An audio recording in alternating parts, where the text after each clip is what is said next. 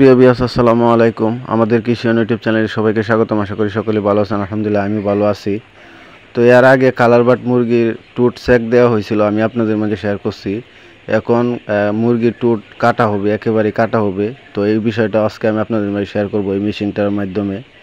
তো এই কক মুরগিগুলা ডিমের জন্য রাখা হয়েছে, এই মুরগিগুলা টুট কাটা হবে। তো সেই বিষয়টাই আজকে আমি আপনাদেরকে দেখাবো কিভাবে টুটগুলা কাটা হয়। তো সর্বপ্রথম এই মেশিনটা দেখেন, এই মেশিনটা কারেন্টের সাহায্যে চলে। তো কারেন্টের লাইন দেওয়ার জন্য প্রস্তুত করা হইতেছে। মেশিনটা সেট করা হয়ে গেছে একটি টুলের মাধ্যমে। তো কারেন্টের লাইনের মধ্যে সেট করার পরে মেশিনটা কিছুক্ষণ সময় রেখে দিতে হয় মেশিনটা গরম হওয়ার জন্য।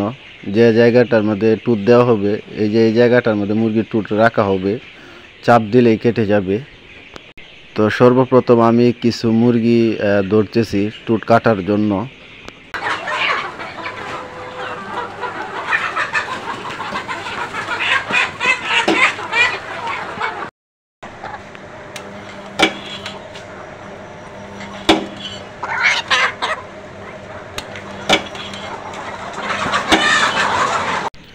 আসলে মুরগির টুটগুলা দক্ষ কারিগরের দ্বারা কাটা হয় যাতে কোনো মুরগির সমস্যা না হয়। তো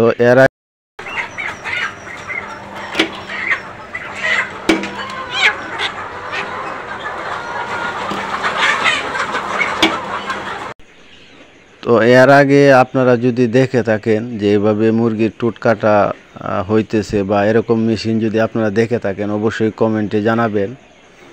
তো খুবই সুন্দরভাবে টুটগুলা কাটা হয় যাতে মুরগির কোনো ক্ষতি না হয়। এবং এই টুট কাটার ফলে আপনার অনেক উপকার আছে। যে এক নম্বর উপকার হচ্ছে, একটা মুরগি কিন্তু আরেকটা মুরগিকে আহত করে ফেলে, ক্ষত করে ফেলে। তো সেই জন্য এই টুট কাটা হয় এবং মুরগি যাতে সঠিকভাবে খাদ্য খেতে পারে। কারণ টুট যদি লম্বা হয়ে যায় অতিরিক্ত, তো সে খাদ্য পানি সুন্দরভাবে খাইতে পারে না, যার ফলে মুরগি শুকিয়ে যায়। মূলত সেই জন্যে আসলে টুট কাটা হয়।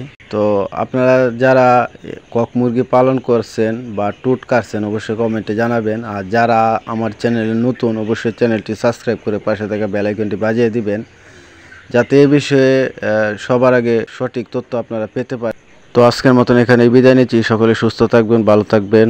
আল্লাহ হাফেজ।